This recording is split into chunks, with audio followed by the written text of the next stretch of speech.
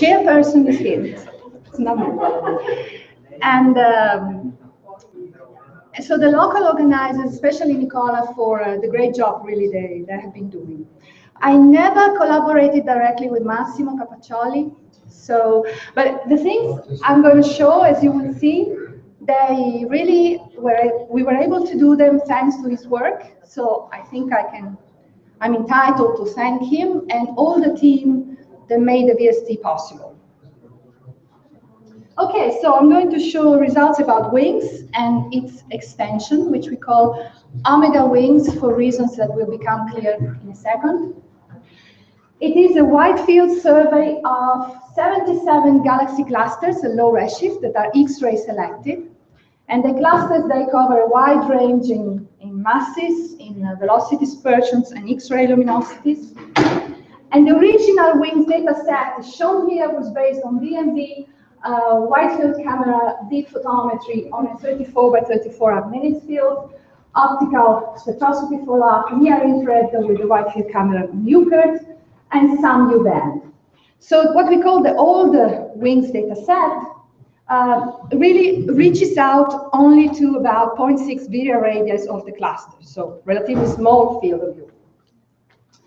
The great step forward has been with the VST programs. We had two different GTO programs, the Omega Chi VST time, to do U-band BMD deep imaging with Omega Chi. Now, the BMD is completed as of period 93, and we have 44, the whole 44 classes were observable, that now all reduced in Padua. And the U-band campaign is still ongoing. We are about halfway, and the data is, in this case, reduced in Naples by Lino Grado. Now, the greatest set of the VST imaging, of course, is not only to quadruple the area, is that we can really go out to large radii, to 2 virial radii and beyond. And I think if you've seen Paola's talk, you know why it's so important to understand the infolding region and clusters. So from this, of course, we have already the photometry, but also detailed morphology, structural parameters, column maps, and so on. The spectroscopic follow-up is done with the Omega, which is another remarkable machine. We've had 18 nights so far. We need another 9 to complete the program. And it's amazing because with really a couple of exposures, we have 90% spectroscopic completeness to D20, which is shown here. And the spectra are of high enough quality that we can do a full spectrophotometric fitting with the model. So we reconstruct the star formation history besides stellar masses, luminosity weighted ages, and so on and so forth. So this is, of course, why we call it Omega Wings, because the two instruments we are using, Omega Cam and Omega, they have something in common. Okay, I hope you will appreciate that WINGS is a large effort. We had 114 telescope nights with these instruments and telescopes, and 29 refereed publications so far. But what I want to stress is that WINGS is all public. You can find it on the VO, and how you can access it is explained in Moretti et al. 2014. But I would like to spend as much time as possible on showing results, and I've chosen a couple of the latest results that we have from this survey. The first one is on jellyfish galaxies. Jellyfish galaxies are galaxies that show a trailing tentacles like jellyfishes, which are due to run pressure stripping. So when the galaxy interstellar medium is stripped by run pressure due to the intergalactic medium, it leaves traces of gas behind, and these gas form stars.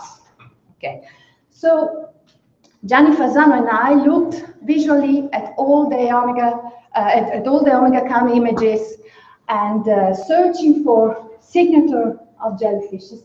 And I'm going to show you some of these examples. You will always see on the left a color composite image, and on the right a couple of 3 filters. This is B, V. Sometimes you will see U-band where is available, where the U-band data is already taken. And I hope even if you don't have a trained eye, you will see the trailing features. This case is spectacular. I will try to guide your eyes. All of these are bits and pieces coming from the galaxy. Oh, I forgot to say that the red line points in the direction of the cluster center, the X-ray center. This is another beautiful case. They don't show up so well, but I think you appreciate it. You've seen the U-band, how star formation takes place in the tentacles behind the galaxy while it moves. This is another one. Beautiful. This one is spectacular too. You see, all of this is coming from this galaxy. Of course, this is B-band, so this is optical. This is another example. We have different types of morphologies, of course. And this one is a more classic, let's say, jellyfish. These are the tentacles that come out of one side of the galaxy. Now, the important thing is that we now have 242 of these in 42 clusters. And I read on Wikipedia that jellyfishes are found in all oceans and all seas. And this is punching through also for our data set because we find jellyfish essentially in all the clusters we've looked at. Unfortunately, the spectroscopic coverage is not full yet, as I was saying, so we were able to do spectrophotometric modeling only for a subset so far. This is another example, by the way. And it turns out that 90% of the jellyfish galaxies, or the run pressure strip galaxies, have star formation, they have emission lines, and about 10% are already passive. They have stopped forming stars altogether. And 15% of them have strong Balmer lines in absorption, which are indicative of a recent burst of star formation. In fact, if you call them post-starburst, this is an example of a post-starburst, one of the few post-starburst jellyfishes that we have. The features, the jellyfish features in the post-starburst are weaker, which means that when we catch them on the images, they are really just started to lose gas, so they are in the beginning, the initial phase. I think it's one of the most interesting things is to look at the star formation in these objects. This is a star formation rate mass relation for all galaxies in black, and for jellyfishes in color. The color code is just red are the strongest, most beautiful cases, and the cyan is more moderate cases. And this is the excess, the star formation excess with respect to the median relation, which is shown here in green. So compared to normal galaxies of the same mass, galaxies that are being run pressure stripped, they have a star formation announcement of about a factor of 2 on average, okay, with a wide range of properties. These are color mass diagrams, so color, mass, color-coded by different types of information, but the only thing I'm showing you this is to show the wide range of galaxy masses that we get. Most of the jellyfishes that are known already in the literature, first of all, they are usually individual examples, one galaxy in one cluster, one galaxy in another, and most of them are small, they are low mass galaxies. We have all types of jellyfishes, some also spectacular cases that are above 10 to the 11 solar masses and all the way below 10 to the 9 solar masses. This is somebody else's data. This was an ISO press release from Fumagalli. This is to show you the importance of having the ionized gas data. So this is news. This is the optical ACS. And look, this is ACS at redshift 116 with our omega Chi images at much higher redshift. You know, it's comparably beautiful. This is the optical, and this is the H alpha. You see how much more dramatic the effect is when you look at the ionized gas. So this is gas that has been stripped, and this is the H alpha flux density that is trailed for many, many kiloparsec behind the galaxy. I want to show you one other example because it's from the Shapley supercluster that Paola described. This is one of their galaxies, the color composite BR and K, and this is H alpha, where the effect, of course, is much more dramatic. And when I went to look into our database, because the Shapley is part of WINGS, we had it, and we caught it. We classified it as a jellyfish, but we gave it a number 1, which means for us, this is one of the weakest cases we have. So most of our galaxies are actually much more dramatic than this one, which is already very, very interesting. So I was saying how important it would be to have the information on the gas. And we were lucky to get news data for 2 of our jellyfishes. Well, this is the optical. And if I have time, I'll try to show you a movie. Okay, what you're going to see is essentially it's a data cube. okay, news data. Each moment of time corresponds to a wavelength. For those that are not extragalactic, we start from the N2 line, then you'll see the H alpha, the N2, then if you wait long enough, you have the S2.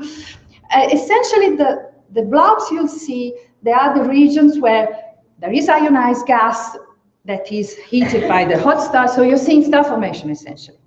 Okay, let's see if it works. I hope so. Please. Okay. Now, the things I'm showing, since this was taken 2 weeks ago, the things I'm showing are really 15 minutes, we have 1 hour, so they're not coadded, non-sky subtracted, these are raw data. And I'll try to, I hope you see it. You see the rotation even for each, this is H alpha.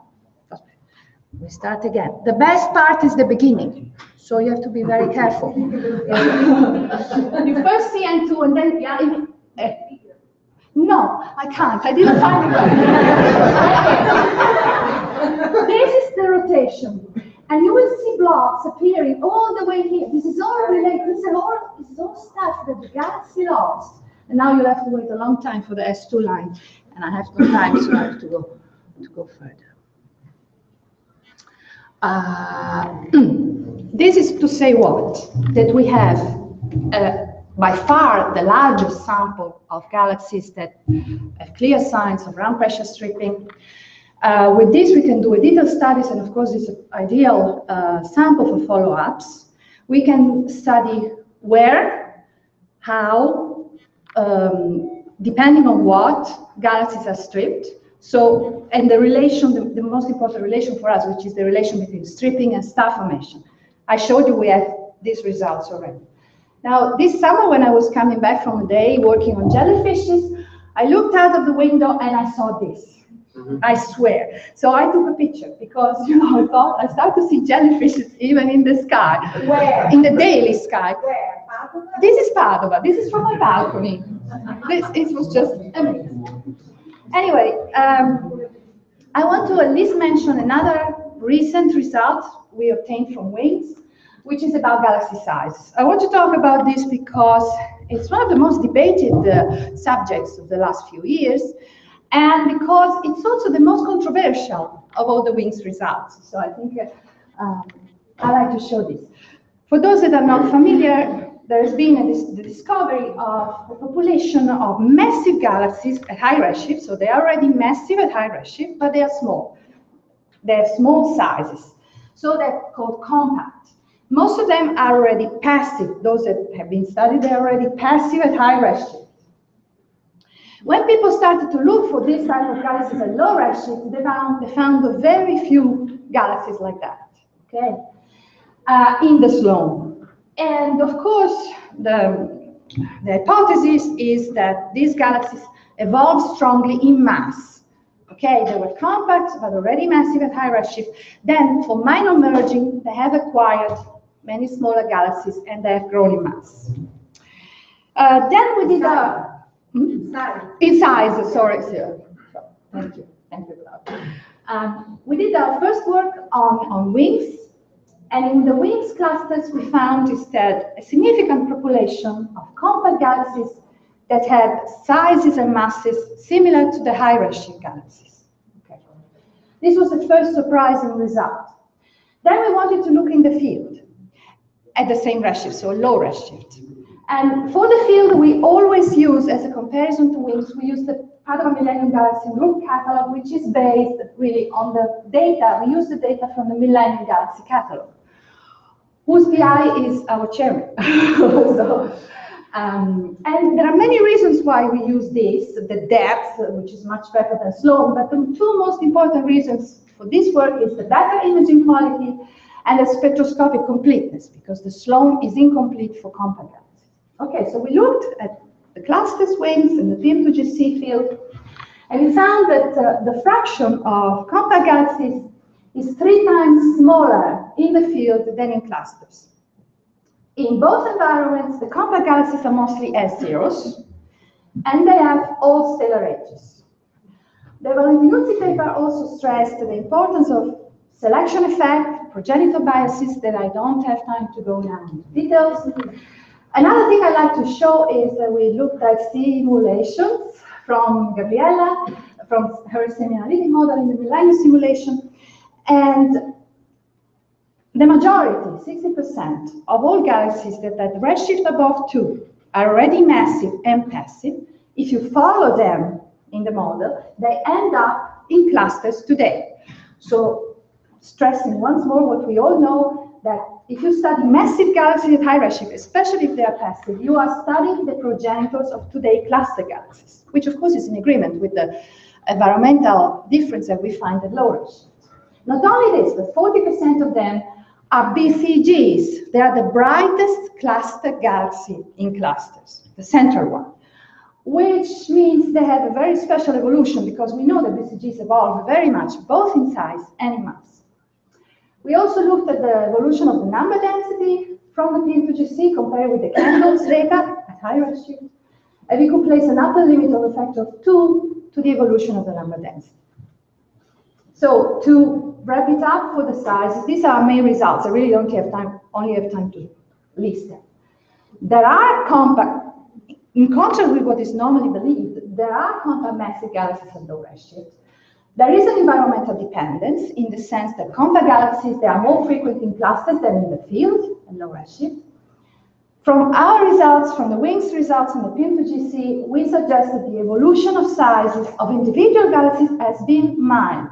Not the factor of 6 that was claimed in the beginning, not even the factor of 3 that has more recently been claimed. It's a factor of 1.6 of mass, except for the BCGs, the bright cluster galaxies, they evolve strongly. When we compare with candles, we find that also the number density evolution is mild. Just to mention, we have IFU data for 18 of the compact galaxies at low redshift. Alessia Moretti has completed all the work, and I don't have time to show you. You see the high velocity dispersions. These are beautiful IFU. These are GMOS data. You see the velocity map, the velocity dispersion map. This is all you care. You will see, I click through, most of them are fast rotators, which is in agreement with the fact most of them are zeros. We have only one slow rotator in the sample. The main conclusion she finds, in one sentence, is that they have a very high mass-to-light ratios, which can be IMF, an overmassive black hole, or dark matter. She will discuss this in the paper. I don't want to say more. I just stop with the list of things that I'm not going to show. Especially, I would like to show the star formation, but come and talk to me if you're interested. And see Daniela's talk on the dwarfs. Thank you.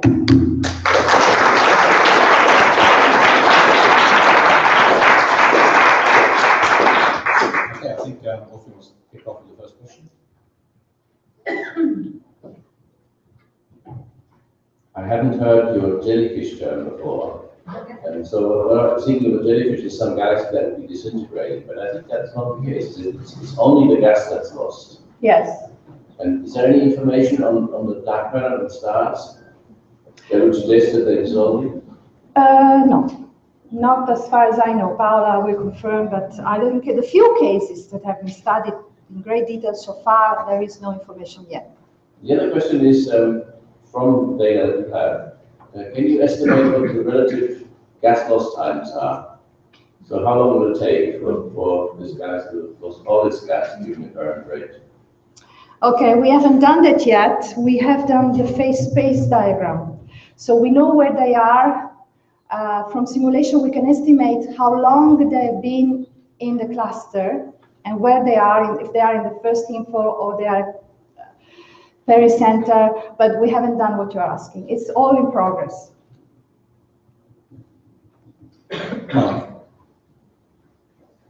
So this may be in progress too, but where do the jellyfish galaxies live in cluster? Okay, thanks. On this I have. That's an easy one. So this is a phase space. You can't read it, but this is the radius divided by the Vera radius. And this is 1. So this is the big cluster Vera radius, and this is 2. And the jellyfishes are the colored ones. So you see that they are essentially more or less at all radii.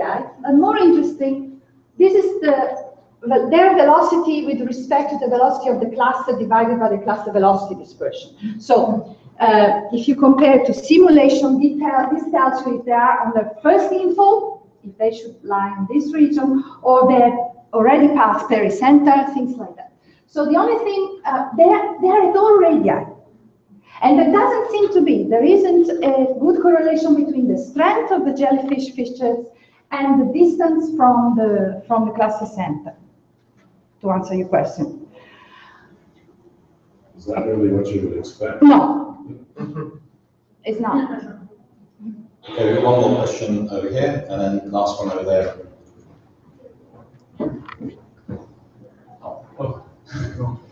Sorry, it's up to Ms. Polly.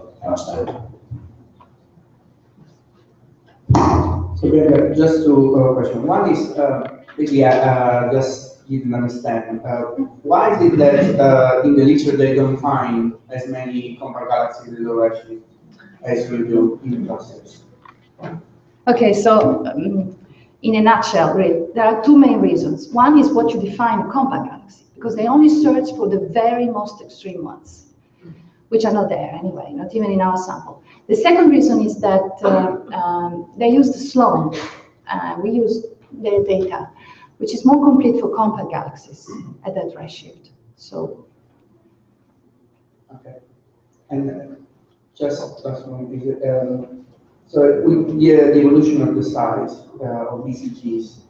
So you said there is strong evolution from BCGs, but how can you comment on, because there are also studies by Ledberg and Chris Collins that they didn't find. They found almost no evolution of the size of BCGs. Can you comment on that? Yeah, so they are the only ones that do not find evolution, I must say. When Valentinuzzi looked at the second 2010 paper, we compared the WINGS BCGs with the E-disks at higher redshift clusters, which is redshift 0.4 to 1, essentially. And already from redshift 0.8 to redshift 0, you have a strong evolution in mass and size. Of course, you also have to remember that there is a correlation between the mass of the BCG and the mass of the cluster. So you have to compare apples and apples, not oranges and apples. Okay, I'm afraid we are going to have to cut the questions there. Let's thank Bianca again for. Thank you.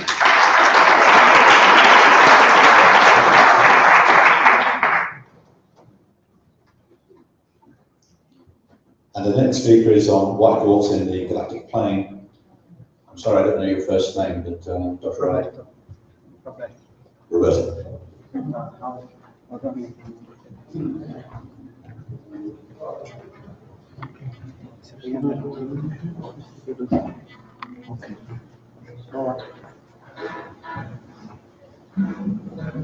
Okay, good morning, everyone. And thank you to the organizer for having me today here. So as the title say, I'm going to talk about white dwarfs and VIFAS Plus. And specifically, I'm going to describe a pilot study that we started for searching for white dwarfs in open clusters. This has been done in collaboration with Silvia Catalan and Boris Genziker from the University of Warwick and several other people from the EGAPS consortium. But before I start, I hope you allow me to be slightly sentimental. As this is a talk about the VST, I managed to find a I managed to find a relatively old picture of the VST when I first saw it in 2004. It was a sort of school trip that we had with Professor Cavaccioli when he took us to see the telescope being built and tested nearby Naples.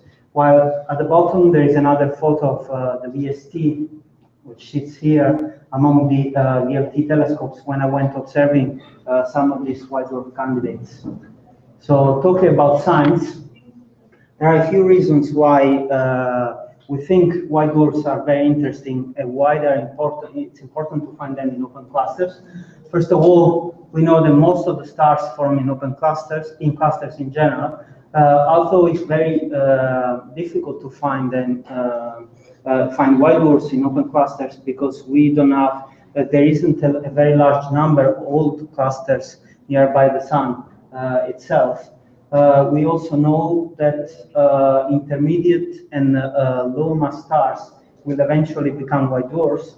The sun, in fact, will be a white dwarf itself in about 5 billion years. And the limits on the masses, the upper limit is kind of uncertain. It's something that can be investigated more by studying stars in open clusters, and probably depends on things like metallicity, rotation of the stars, also maybe magnetic fields. While the lower limit,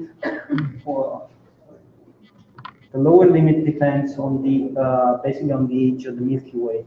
The white dwarfs are the dominant population of stellar remnants, so they are important to understand things like the mass to light ratio or the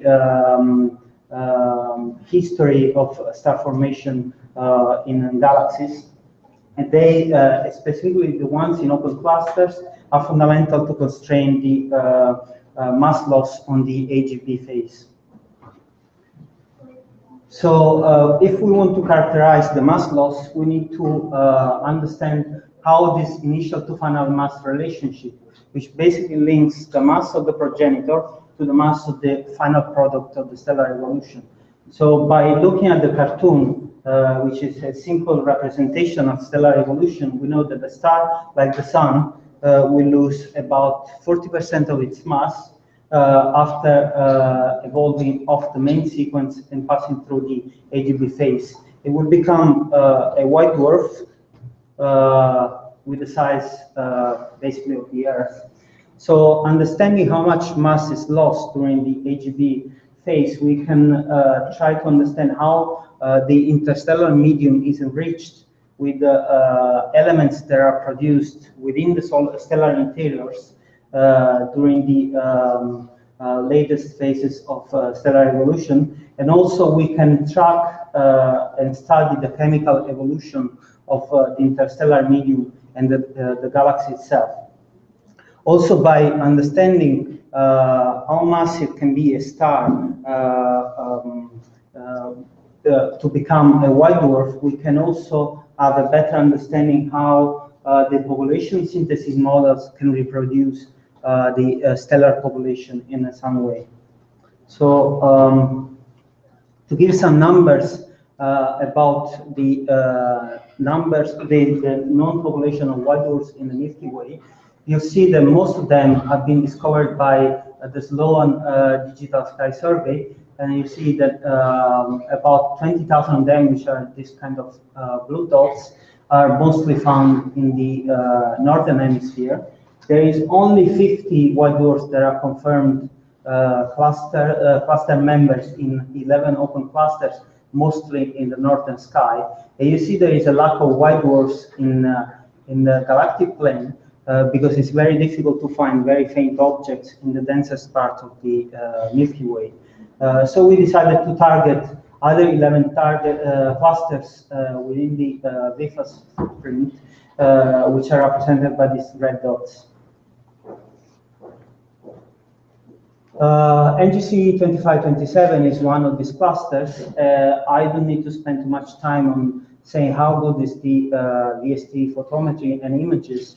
And it's so good, in theory, you could identify the white dwarfs by eye. I'll show you an example later on. But this cluster, you see, it's relatively well studied. It covers an area of about 20 by 15 arc minutes in this image. It's about 600 parsecs away from the sun, not very reddened, and it's old enough. It's old enough to have a few white dwarfs, a few stars that evolved to the white dwarf stage. So we used a simple method to identify white dwarfs. So we basically selected stars. You cannot really see the in this part of the color diagram. There are the intrinsic colors of white dwarfs, but here there should be the zero reddening main sequence. While this other part of the picture represents all the stars within the cluster area. And you notice that we selected one star as a white dwarf candidate in the U minus G, G minus R color diagram.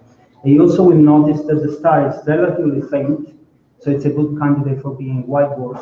And there should be here some pulling tracks for white dwarfs that have been displaced at the distance of the open cluster. So as I said before, the photometry is very good, and in this image, which was a composite color image of UGR frames, I zoomed in this area where we identified the candidate white dwarf. You see it's the bluest object in the area. So we went to the telescope at the VLT using force 2 and having a relatively low resolution, about 1,000, and we took a spectrum that is a confirmed white dwarf. You can see that basically it's a hydrogen-dominated white dwarf. You can recognize probably the H beta, H gamma delta, and the other I-order hydrogen lines. So we proceeded with the typical line profile fitting method using the most updated version of the Coaster 2010 model atmosphere. So we determined the effective temperature and gravity for this white dwarf. And by using the photometry, we also determined the interstellar reddening, which is not very large, and it actually matches the known values for the open cluster. Now here is another example, a more crowded cluster, which is relatively more massive, and in fact there are already 7 confirmed cluster members, but based on some IMF knowledge, so using the mass of the cluster and the IMF, we know that there could be probably a few other white dwarfs belonging to the cluster. So I represented here a position of 3 of these white dwarfs already known, and here and there a few other, 2 other candidates. The cluster is slightly younger, but still old enough to having stars that turn into white dwarf. So we took spectra again, and these also are hydrogen-dominated white dwarfs. We determined the parameters again, and they seem to belong to the cluster.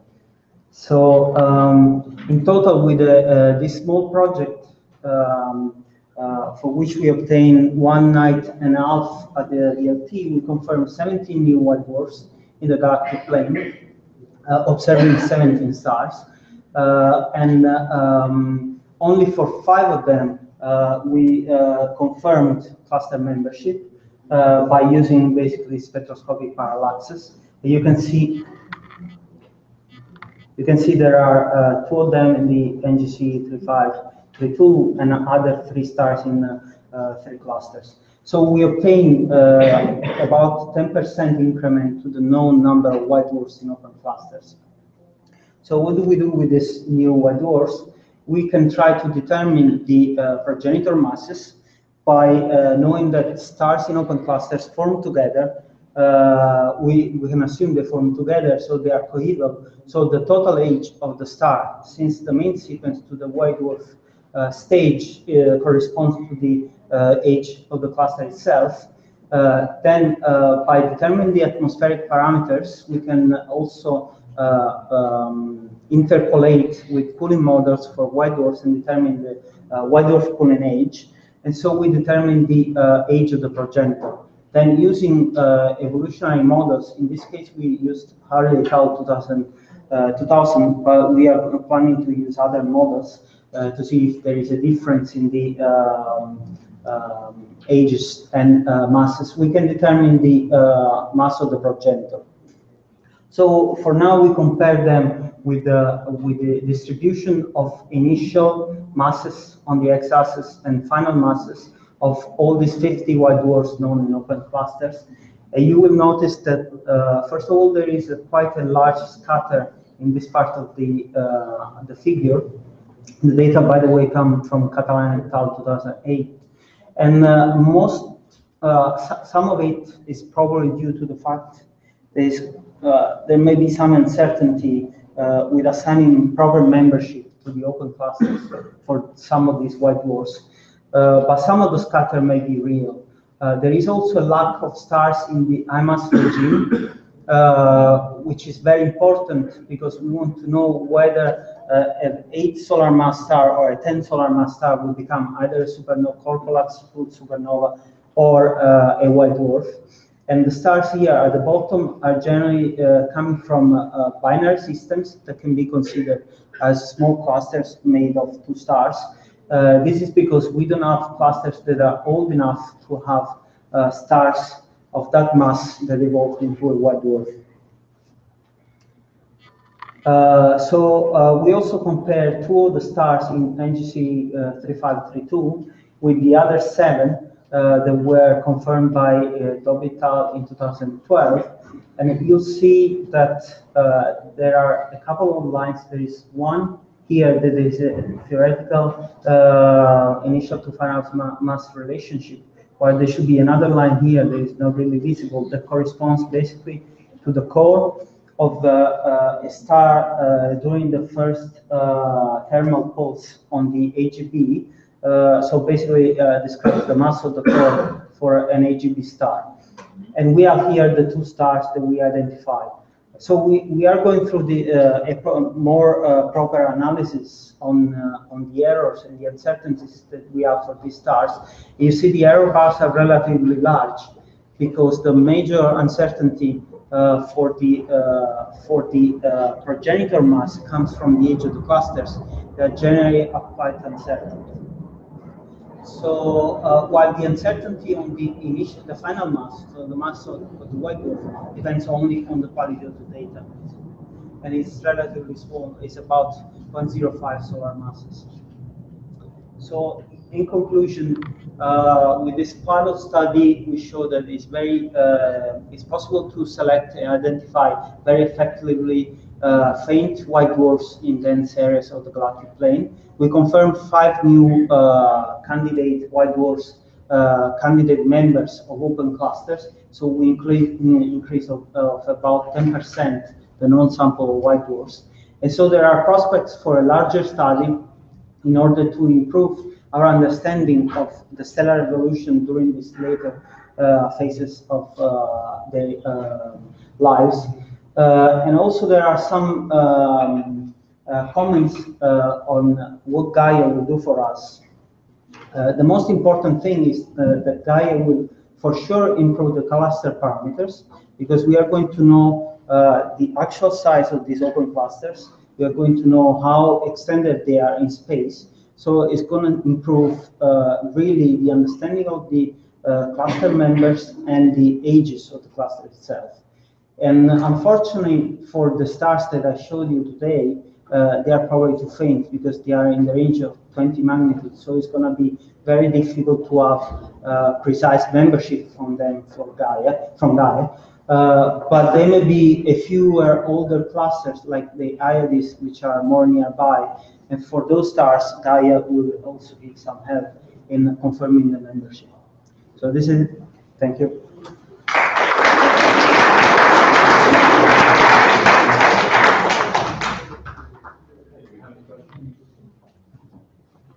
I go first and then back.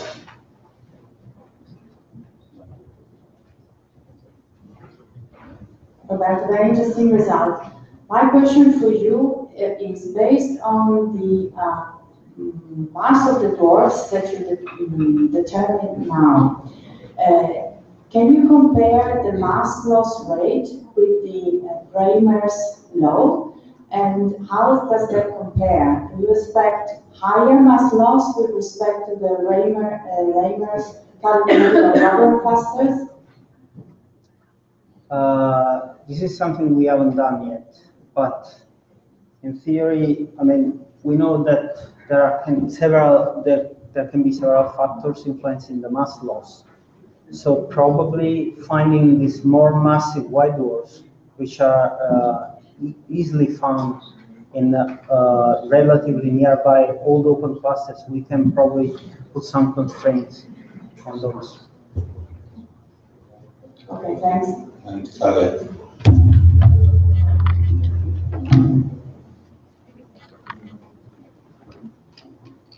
This is important work because another way in which these estimates and population synthesis models to determine the total masses of galaxies and the amount of elements. So I use the final mass, initial mass relation calibrated years ago by Renzini and Ciotti, which I think is in between this larger dispersion, but the dispersion is worrying. So on the line to what Piotr showed the first day, there are multiple sequences which may be multiple ages in globular cluster, not supercluster. Can you exclude that? And maybe you are assigning a remnant to a star that had a different initial mass. I think it's very complicated because, I mean, in open cluster, in globular clusters, you see the photometry is very good. You can see that separation, and I think it's much easier to separate the stars belonging to a cluster from the background and foreground. While in open clusters, it's much more complicated, especially in the galactic plane. So I think for now it's very difficult. But hopefully Gaia probably will help with that, because we will know which stars belong to the cluster, how big is the cluster, how far away it is, and then we can do our best with the white dwarfs. But I see it very difficult, at least for now, with a small sample, to distinguish between the several factors influencing the mass loss. Okay, let's let go again.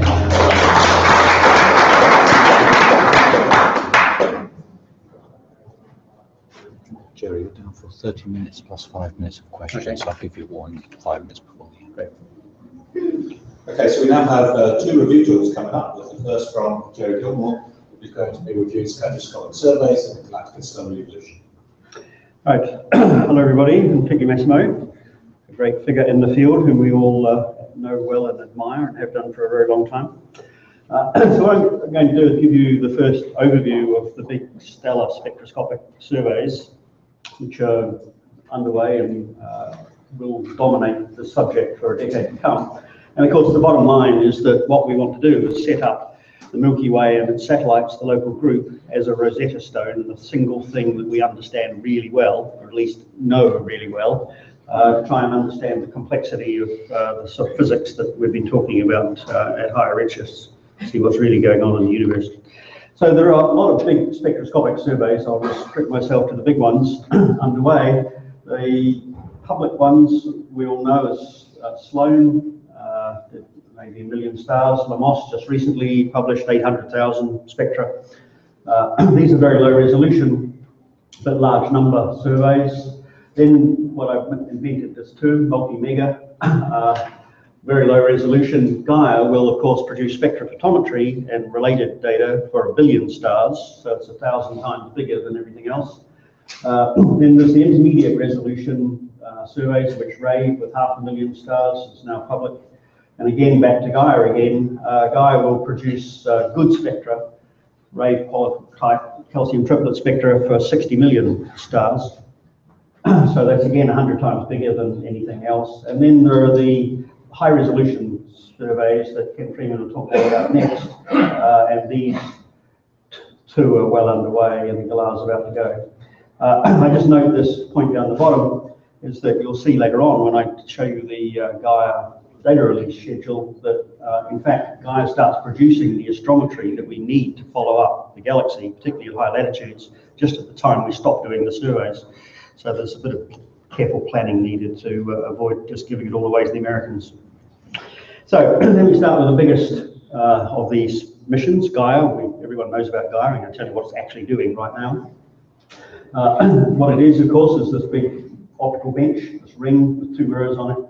Project's been running a long time. It's a big project, but it's working.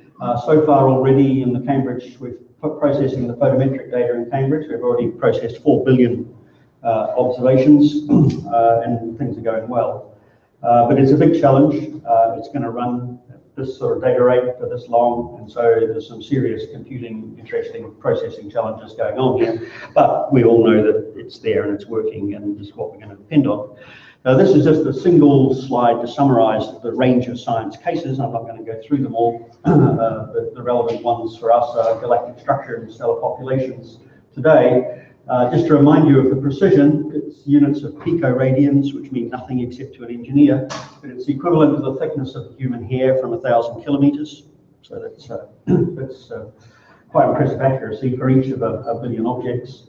It's equivalent to knowing the distance from Earth to the satellite to a centimetre. And to put again this in proportion, it's in these same units that Guy uses, light bending at the edge of the sun. The Eddington experiment is 1 3/4 million micro-arc seconds. And in fact, Guy will repeat this Eddington experiment, but using Jupiter on the centenary, as it turns out, of the original experiment. Also, since launch, the Gaia magnitude range has been extended, so it now goes all the way up to magnitude 0, so all the naked eye stars are being measured, so that covers the range 0 to 20, which is quite an impressive dynamic range. Just to, again, to remind you of how interesting challenge it is, we have a sort of an order 10 to the 13 matrix that in principle one should invert, and one can't do things like that, of course. So some rather sophisticated processing is involved. Just one example of what's involved. We did the photometric Uber calibration in Cambridge last Sunday afternoon, and that involved 200 million measurements, 6 million parameters. And just with the present state of the system, I'll show you in a minute how it's all changing, we're already getting to a few millimagnitudes photometry, and the raw astrometry coming off the machine is already at the milliarc second level. So it's going to work. It's going to be great. I've just got 3 slides on the actual state of performance. So the key thing is that all the hardware is working brilliantly, because that's the stuff you can't fix, given the satellite's far away. And so all the technical stuff's good. Here's one example of how well it's working. This is a plot of the spin rate of the satellite. It's scanning the sky once every 6 hours versus time. And you see it was just scanning along nicely, and just here a dust particle hit it. The attitude control system actually uses the main focal plane because it's the only thing that's sensitive enough to actually measure the properties of the satellite. After 4.5 seconds, it realized the spin rate was wrong, and so it fired its onboard propulsion system and brought it back. And so that's about 20 seconds it took to get it back. Now, the thing that hit Guy here was a micrometeoroid with a mass of 1 microgram. And the Gaia propulsion system works by putting out compressed dry nitrogen in units of 1 microgram. And so 1 microgram hits the satellite, 1 microgram gets shot out of the satellite to compensate for it. That's the level of precision we're working with. The interesting thing is these sorts of dust particles are expected. They hit the magnitude once a day. There's these little guys here that were not expected, and they're turning up at about somewhere between 10 and 100 times more than the standard NASA ESA dust model. And what that means is the mirror of JWST is going to get gently sandblasted, which is causing some considerable disturbance in the people building JWST right now. But anyway, the thing is that Gaia's already extended its brightness limit up to 0. We haven't done Sirius yet, actually. Not quite sure if we can do that one or not, but we've done the rest. It goes down to magnitude 20, its completeness. There's a test underway. It turns out everything's working well enough in the telemetry, we can go a bit fainter. So we stop at 20, the signal to noise is still about 20 there, it's quite high. So we're limited by telemetry. It turns out we can actually go a bit fainter, and we'll know in a few weeks, we'll probably extend the survey to magnitude 20.5, which will give us 1.6 billion stars. So it's an extra 600 million just for that, worth having. So it's going really well. There are 3 things you might have heard about, however. There's some stray light on board. I'll show you that in the next slide. There's a transmission loss due to contamination of the mirrors. It turns out that there's a little bit of carbon fiber there that was a mounting during launch. And carbon fiber soaks up water. It soaked up 2 kilograms of water. This was expected, but the rate at which the water has come back out of the carbon fiber is much slower than anticipated. Because it was expected, there are heaters on the mirrors, and so we've had now 4 times to reheat the mirror. So this is the light loss. And about 3 weeks ago, it was heated up again, and you see bang back to low. But there's still a little bit. The contamination is very, very slow now. It's almost all gone, but there's still a wee bit there. So we'll probably have to do one more heating event. Which not clear. would be the ideal level? This is the ideal level is this one. This is actually slightly better than specification, so this is better than 100% reflection. It's obviously not right, but it's close. Actually, if you can see it dips down there, and that's when we tweak the focus to improve a little bit. So the ideal level is here. And this was 0.4 magnitudes. So we've got a gain of 0.4 magnitudes back from the last heating, and it's gone off by a few hundredths of a magnitude since, but that goes out in the sensitivity limits at the faint end. The other thing that you might have read about is this oscillation on short timescales. This is because it's caused by heat getting into the spacecraft. It isn't supposed to be there at all. But fortunately, there is on board Gaia a thing called the basic angle monitor, which is the highest precision laser interferometer ever built by quite a long margin. And it was put there as a backup just in case something like this was never expected that we were going to need it. But it's there, and it's actually tracking out this oscillation very accurately, so it's not too bad of a problem. But the amplitude of this oscillation is now about 5 times less than you can see in that plot, and that's because we're learning how to control the thermal environment on board the payload, and so there's less switching going on and so on. And so this oscillation, which is under control, is getting smaller, probably go away. And this is a picture of the scattered light. So this is the focal plane of the radial velocity spectrometer here, where this is spatial distance, the 4 rows of CCDs, and this is time, one revolution. And you can see there's some astronomical sources of light coming in. They're not supposed to be there. There's some problem with the baffling. But generally, there's this sunlight diffracted around the sun shield, which is also not supposed to be there. There's something wrong with the sun shield. It's not understood yet. There's no engineering model of this. But to put it in perspective, the blue in the background corresponds to 1 photon, and the background was supposed to be 0.1. And this corresponds to about 10 photons. And so this significantly changes the faint object performance of the spectroscopy. And so Gaia will now provide 60 million spectra at magnitude 15.3, and we've abandoned the low resolution statistical spectroscopy to fainter magnitudes, which would have produced just a statistical radial velocity. So these are real spectra that we're getting now. We're doing only high resolution spectroscopy. And that's all going well. So this is the biggest spectroscopic survey we're going to have. It's around the calcium triplet. So these, I'm not going to read the numbers. The important thing is that these are the actual performance numbers based on the real engineering status of the spacecraft. It's working fine. So the photometry and the spectrophotometry works in units of a few millimagnitudes, even down at the faint limit, so that's doing fine. The spectroscopic performance, you see it goes down to about 15.3. That's we quote everything in terms of the sun-like stars, but in fact it's much more sensitive to red stars. So you gain a half a magnitude for red giants, metal core red giants, it does better. And we'll get 60 million spectra for that. And so this is complete sky survey, and that's the key. So that's a huge big thing. And just to put that in perspective, just remind you of the scale of the numbers we're talking about here. People talk typically about precision cosmology, it's 1% cosmology. Well, if you want to do 1% stellar populations, we can go from presently 719 stars, which we know their properties to 1%, up to tens of millions. And if you want to do 10%, then you go up from a few tens of thousands up to very large numbers indeed. And so you can see there's a revolution coming here in everything. And this is a revolution in solar system and cosmology and all the rest of it. Changes everything. So just to give one science example, this is a star cluster R136 in the Large Magellanic Cloud. It's the densest young star cluster known, and the green points are the Gaia detections of the stars in it, and that's completeness limit compared to HST data, and you see that it's about 50% complete at 18, even inside it's a globular cluster inside the LMC. And in fact, it will become complete down to 20 because you get a different 50% as Gaia scans on different angles. And this is a real picture of Omega Centauri from a few weeks ago. So that's 4 seconds, so 1 minute of data across there gives you that for Omega Centauri. But you can see that what this turns into is that inside a star cluster, you can actually resolve it in the LMC, you can actually resolve out the kinematics.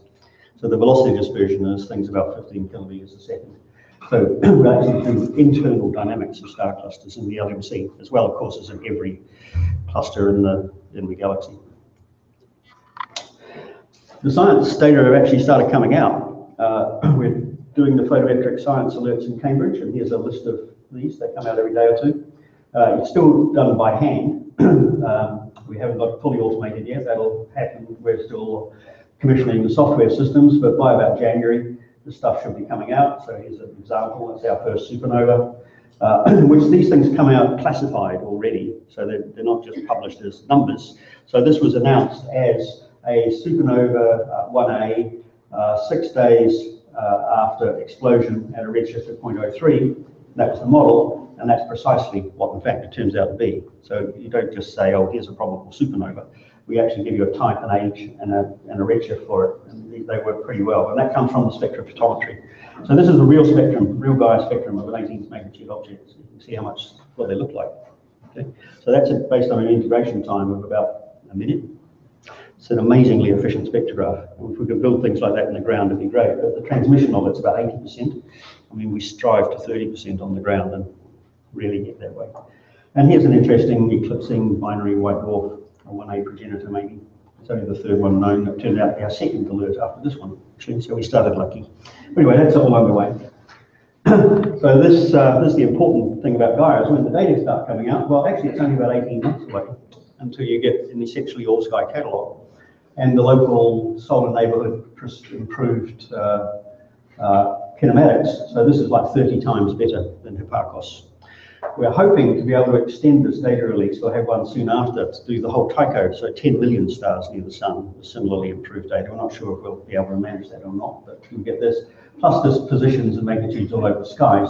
So these are just positions, but it'll provide the first ever astrometric reference frame already in 18 months. And only a year after that, or less maybe, do you get astrometry. Now this will mostly be at high latitudes because we can only do simple single stars. But this is what you need, of course, to do the radial velocity spectroscopy and follow-ups and so on. So this is coming out not very far from now. And so we need to make sure that we actually have some spectrographs, wide field spectrographs available to do the high latitude sky, to follow that stuff up. And then a year or so later, we'll be able to go down into lower galactic latitudes. It's harder there. You have to get more data. So we've got the Gaia, you know, what else could you possibly want? Well, come on, 1.5 billion stars is nowhere near our ambitions. 60 million spectra, that's not even starting. So there are all these ground-based things, and the real reason for them, of course, is that we need chemical abundances. And Gaia was always designed to do from the ground what you can do from the ground, which is the high dispersion spectroscopy, and get the chemical abundances. Gaia, as that goes down to 50th magnitude, it'll be fine, but faint enough won't do anything. And so radial velocities for faint stars as well. And so all these things are underway. Ken will talk about some of this stuff later. I'll just talk about the one that I'm involved in, just very briefly, as an illustration of what's going on.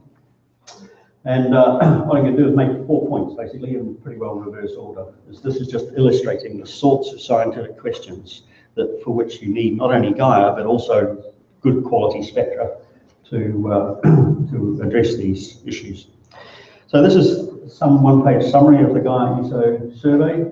It was mentioned earlier in the week in Magda's talk and so on. There are now 400. We've picked up 100 students over the last couple of years. So we've got 400 co-Is now.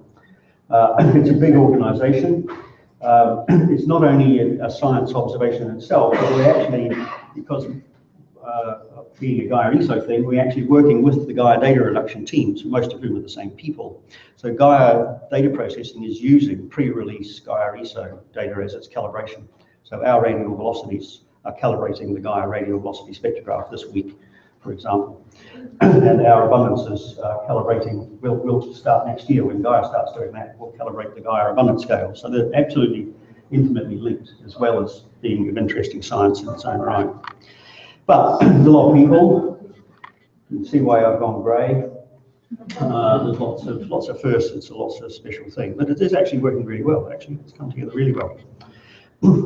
I hardly ever had to shout. So the core philosophy we have is that we're not just saying here's the answer. What we're trying to do is understand the systematics and the random errors independently, and we do this by using all of the available methodologies for processing the data. This increases the workload and the stress levels enormously, but nonetheless, it's designed so that one can actually do things like, for example, analyze this range of data. So you can see here just looking at the range of spectra here, here's the young emission line stars. You can tell they got lithium. And clearly you cannot analyze a young emission line star in the same way as you would analyze this old metal core halo giant. You know, they're totally different things, and we cannot use the same codes. And so that's why we have the range of codes. And any big survey has to use a range of codes, or it just produces rubbish. And even a good survey in a narrow range is challenging. So what I've plotted shown here, and I've deliberately covered up the labels so you can't tell which is which. These are the three primary most used stellar abundance pipelines in the community, all run through on exactly the same stars. And these are the HR diagrams they produce. And you can see they're not actually the same. You know, there are systematic differences. Some of these codes work really well on the giant branch, some work really poorly on the giant branch. We get the main sequence right, and vice versa, some are compromises. So even these are the three things that have generated almost all abundances in the scientific literature. And you see they don't agree with each other. And this is a big challenge. And in fact, they're all highly idealized anyway, as I've noted down here. They're all based on 1D plane parallel LTE models, and none of those assumptions is correct. They're differently incorrect in different regions of phase space in the HR diagram, which is why this complexity is there. And so it's really important to worry about that. So that's my first point. I'll come back to it again, is calibrations. But to show the sort of science that's coming out of it, there was a big argument a few years ago from low resolution data about whether or not the thick disk and the thin disk were discrete. Well, here are the histograms. This paper came out, I think, this week, in which you can see the distribution function at a given ion abundance across the alpha distribution. You can actually see it quite clearly. These are just different signal to noise cuts here. But at the top, you've got fewer stars with the best signal to noise. You can see clearly there's two discrete. So this is the thin disk, this is the thick disk. They're chemically discrete populations, and you can see it here. This is the thick disk, and this is the thin disk. And so this is the sort of information that comes out once you have large numbers of reliable informations. You learn fundamental information about the history of the Milky Way. But coming back to my boring calibration point, here is our plot now, where this is metallicity and this is alpha abundance from Gaia-ESO, and you can see the thick disk coming down here and the thin disk coming down here. A week or so after we published that, of course, Apogee, the US system, rushed out their result, and they produced this result. Now, the reason it looks a bit funny is that I've squeezed them to be on the same scale. And so you can see here is our thin disk, and their one is sort of banana-shaped at close to solar. And so there is just a fundamentally huge difference in systematics, enough to completely change the physics between the different surveys and the different codes. And these are very high signal-to-noise data from Apogee. It's just that there's something systematic. And you see even, I'll come back to this, you can see it even, somehow the alpha abundances go up as you go above solar, which is kind of interesting, if real. So we need to understand this because the Apogee wavelength range is the same as the moon's wavelength range. So there's something that needs to be understood there. Here's one more example of the sort of thing you can do. There's halo stars now. Here's the distribution of alpha dione among metal core halo stars from Gaia-ESO. And you can see the bulk of them are, as we all say, the halo plateau. But there's a significant number, about 20%, that have lower alpha abundance. And they're consistent with being younger. These are maybe the fraction of the halo that has been accreted from dwarf spheroidals or something, dwarf satellites. So there's 20% of it, and you can actually, we don't have a big enough sample there to get ages from this lot yet, but in fact, going back to Sloan and doing statistical determination of alpha to ion ratios, which another student did here, you can see that it's actually consistent with an age difference of maybe a gig a year between these things and these things. So telling us something, again, something still preliminary about the formation history of the galactic halo. Two more things. Again, this is from RAVE, the big 500,000 star survey. Again, another very recent result. Not sure if it's out yet, but it's on that archive anyway. Showing the metallicity distribution function above solar. And you see it's got this flat tail up to quite high abundances. So there's this strange distribution of very super solar abundant stars with a very flat distribution function. So the interesting question is where these things come from. Presumably it's radial migration because this is interstellar medium and the solar neighborhood is not this metal rich, it's down here. So where do these come from? I'll do that on the next slide. And then to remind you over here, there's very metal core stars. Actually, this survey led by Louise has now got metal core stars in this, within a kiloparsec of the galactic center of metallicities down below -4. And most of them are on halo orbits, but some of them aren't. Some of them are on orbits that clearly never leave the inner regions of the galaxy. So they may well be remnants of the beginnings of the formation of the central parts of the Milky Way. But there's another peculiar thing about this, is it's just plotted this halo plateau and the thick disk and thin disk stuff from the literature sample. And an interesting point that people keep forgetting is that the halo just joins on smoothly onto the thick disk. Why is that? This is a really, really fundamental question. The halo, we're happy saying, is older, much of it's secreted later, it's got nothing to do with anything, and yet why is it obviously the chemical precursor to the thick disk? This is really important to understand. This is what's going on there. And everybody ignores it. Essentially, it's asking the question, what's going on in the metal-rich half of the galactic halo? And this does not make any sense at all at present. So here's now going back to these metal-rich stars, and calibration here, as always is. This on the left-hand side here is the distribution functions of metallicity in the galactic bulge. This is from the recent microlens sample, which I mentioned because the microlensing survey of the galactic bulge was an override on our Gaia-ESO sample that was actually led by our primary Gaia-ESO observer. And so this guy was triggering his own overrides from our program while he was out there doing the observing. But he did a good job of it and found these metal-rich stars. So, okay, I think maybe these are the metal-rich stars that are the progenitors of the parents, or actually the cousins of the ones in the solar neighborhood, and the ones in the solar neighborhood just got kicked out in the galactic center. They're clearly very concentrated to the galactic center, as you can see, even a few degrees out, they're gone. So if these very metal-rich stars in the galactic center somehow got out to the solar neighborhood in some way, well, they'd be fine. Except over here is the chemistry for those same things. The blue ones are the Gaia-ESO stars underneath, going up to quite high metallicities. But you see, if you believe it, and this is done by the same guy, the abundances of these inner bulge stars are not consistent with the abundances of solar neighborhood stars. So if that's true, then we have a population of supersolar abundant stars in the solar neighborhood with no possible progenitor origin in the Milky Way. Now that is sufficiently implausible. One might doubt whether this was true or not, but if so, it means that the way we do spectroscopy above solar abundance has got riddled with systematic errors, so much so that you cannot make astrophysical deductions from it. I don't know if that's true or not, but it's certainly an interesting question, and that's the reason we need more of those. Actually, I'm on to my last slide, so I'm ahead of time here. Chairman can relax. So, first important point, Gaia's working. Science alerts are actually coming out. There's actually a good participation by the Italian community in following up those supernova candidates. We've had a lot of ATELs come out with Italians on them already. They will be really good, and there's going to be a hell of a lot of it. And it's not far away. That's worth the thing to remember. It's only 18 months from now before you get the first data release. Gaia-ESO is working, and the other big surveys, and our first science is great too. We're up to 35 papers already. The 35th one just came out today. We're swamping the astronomy and astrophysics highlights column. The interesting thing is, of course, that although extragalactic Sloan scale projects have thousands of authors, this is the first time this has happened in galactic astronomy, so the sociology is completely different. And that has been a valuable learning curve for the ESO community, is that we're learning not quite to trust each other, but at least to get by. And this is something that's really valuable, I think. It's be a shame to waste it. And so the lesson we've already learned is that we're no longer asking basic questions like, are there or are there not super metal-rich stars in the galaxy? We're now asking, well, they're there. What are their properties? Where did they come from? Where are their cousins? Where did they form? And when did they get to where they are now? And why do they have that strange distribution function? And so this is the sort of question that we're going to be able to start asking. And these are the fundamental questions, because that's telling us about the dynamical evolution of the bar and the bulge and galactic migration and all these really basic things, which at present are just inconsistent with our observations.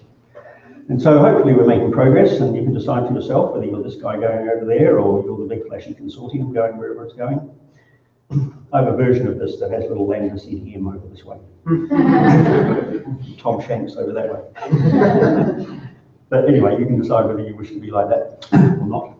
And then there's this strategic point, is that we're through Moons really is designed to look in the inner galaxy.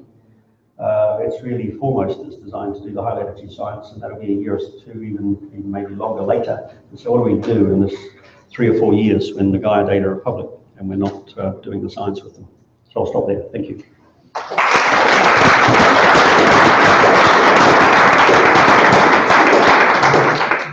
Thank you, Jerry, for that overview. Let's open the floor to questions. And first one over here. A question about the grains, the micro meteorites you mentioned at the beginning. You elaborate a bit on the smaller size grain that you were not expecting.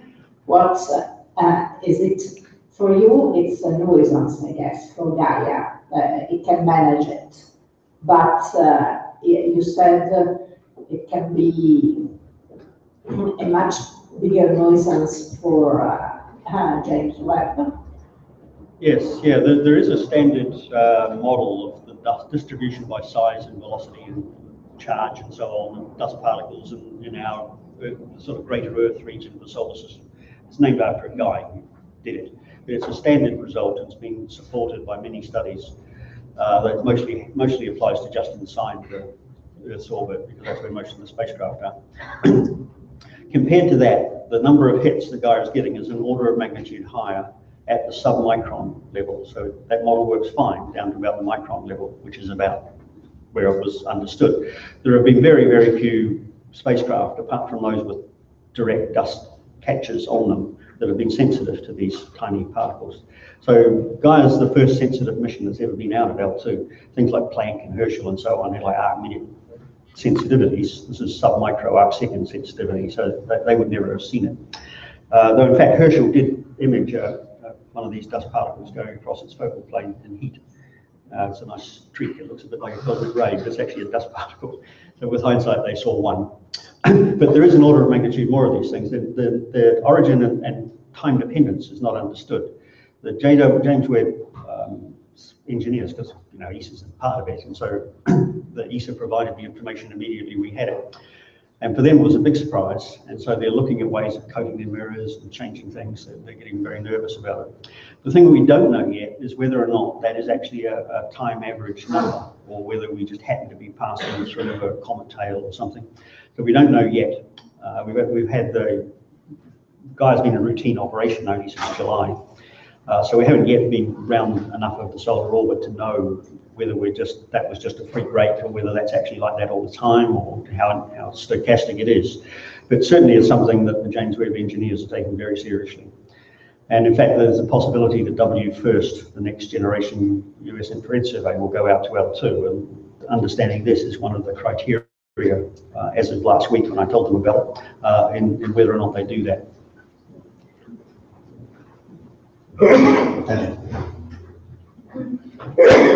Got a question regarding the discreteness of thick and thin disk that you were showing. I remember a recent talk from Joe Bovey on apogee results. I think they were claiming pretty much the opposite, that they have seen a continuous continuity between the two, in fact.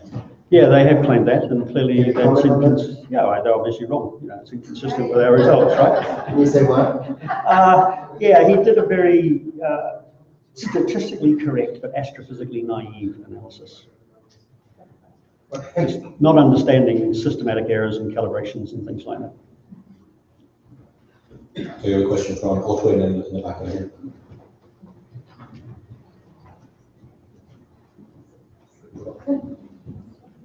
I wanted to ask about the kinematic properties of the supermetal-rich stars near the Sun compared to the other populations of nearby stars. Yeah, they're the distribution of their circularity of orbits, orbital properties, is independent of metallicity across that regime.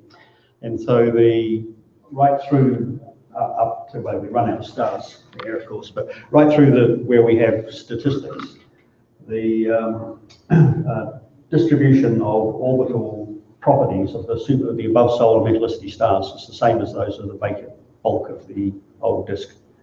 So they're predominantly circular orbits, but with a wee tail to more elliptical orbits. Including the vertical dispersion? Yeah, the vertical dispersion is the same, yeah. They look just like intermediate to old age disk stars in their kinematics.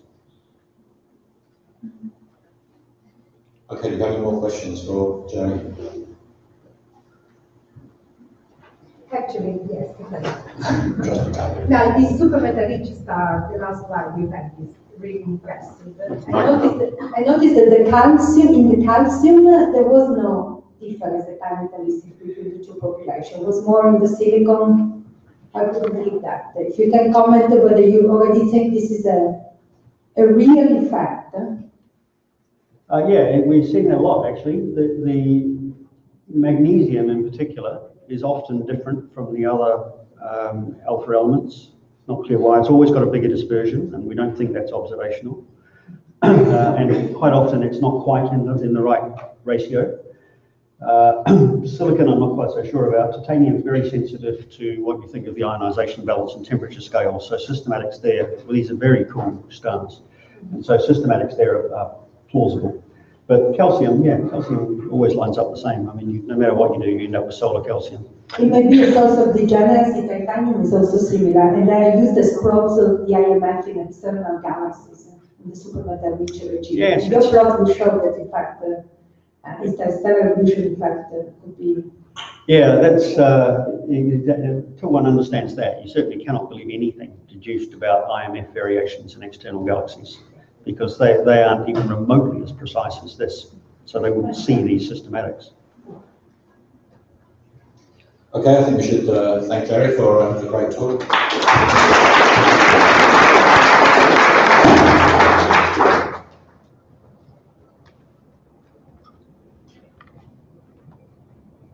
So we have our second review for this morning, and Ken Freeman will be telling us about the glass survey.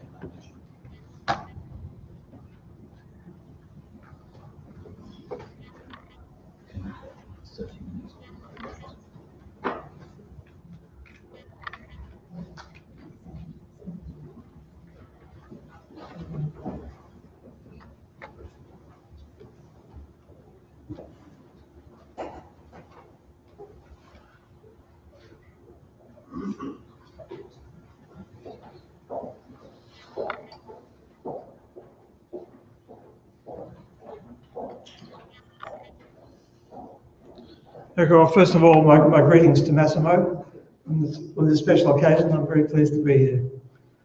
So I'm going to talk about high-resolution spectroscopic surveys, and I'm really following on from what Jerry's been telling you.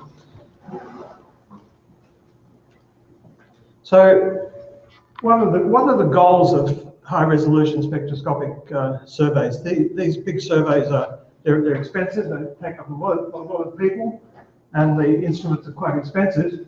But just before we get into that, just let me just sort of for everyone's on the same page, talk about what is high resolution, what is this resolving power, which we often call resolution. It's just the wavelength divided by the width of the PSF. So the bigger this number is, the more detail you can see in your spectra. This number for high resolution is typically around 20,000. That's kind of the threshold. And that means 15 kilometers a second resolution. Well, why do we bother with all this? What can we actually do at high resolution that we can't do at low resolution? Well, it's really what Jerry's been saying to you, that high resolution spectra are essential for accurate chemical abundances over many elements. And these accurate abundances are equally essential for understanding the chemical evolution of the galaxy. So here's just a little piece of the solar spectrum, 17 angstroms of it, down at the blue, and it reveals detailed chemistry of all of these elements. And this is a spectrum at quite high resolution, 80,000. You can see the vast amount of information that is in a high resolution spectrum. When you're looking at low resolution spectra, you see very, very little of all this detail. And this is really essential for understanding chemistry. So you've seen this one before. Here's just another version by this one from Thomas Bensby's data. And it shows you the split that Jerry was talking about between the thin disk and the galactic thick disk. So here's titanium, it's one of the alpha elements, versus iron. Here's the solar abundance, -1, -2. This split is shown particularly clearly in this example, but there are several other people's work that show this equally clearly. There seems to be very little question that in the region where the thin disk and thick disk overlap in iron to hydrogen, they are really very different. And this split has become the operational way to separate thick disk stars from more numerous thin disk stars. But the split is blurred out in measurements that are made from low resolution spectra, just for pretty obvious reasons. So these particular data come from quite high resolution spectra around 42,000. Okay, so from just a quick run over of what in my view you can do at different resolutions. So for spectra resolutions less than 5,000, which you might call low, you can get useful iron abundances or overall metallicities, but relatively imprecise abundances for almost all other elements. When you get up around 10,000, which is the sort of level of grade roughly, you get quite precise iron abundances, and you also get a few other element abundances, like the alpha elements. In the Argos study of the bulge, this is the kind of precision that's achievable in iron and in alpha by lucinescence and that group. So that's what you can do at 10,000. You get a few of the other elements. At around 20,000, a lot of elements become accessible, but the weak lines are still difficult. Around 30,000, problems of blending are reduced. In the next slide, I'll show you what I'm talking about. And lines with equivalent widths of about 20 milliangstroms are measurable if you have adequate signal to noise. Now these 20 milliangstroms, the lines are starting to get weak. They do get weaker than that. Above 40,000, 7 kilometers a second resolution, most of the weak lines can be measured if you have good signal to noise. The error in the equivalent width, just the measuring error, is basically proportional to the inverse signal to noise ratio. So the higher that signal to noise, the more accurately you can measure these small equivalent widths.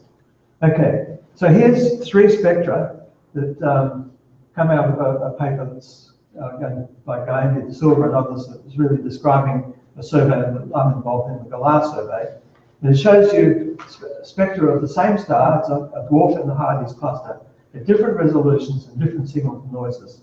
So there's a spectrum here from UNIS on VLT, a spectrum from high-res and Keck, and this is our Hermes spectra.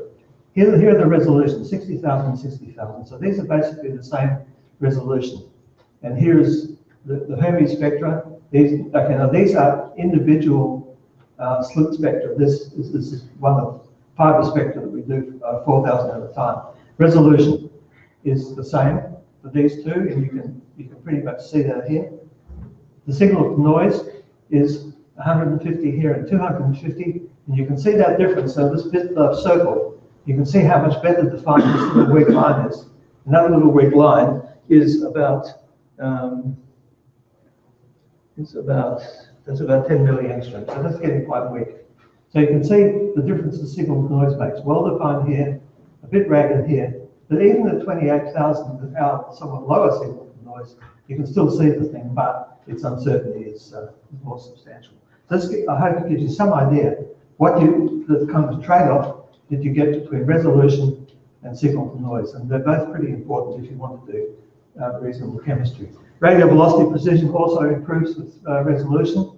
At around 5,000, we expect radial velocity errors of about 2 kilometers a second for the easy stars to measure, which are these FGK stars. At resolution of 30,000, this error goes down by a factor of 10, partly because of the extra resolution, but also because the extra resolution buys you a whole lot more weaker lines that give you weight for your radial velocities. And this is what you achieve without really trying. That's just the natural accuracy that comes out. You can do a lot better if it's critical to what you're doing.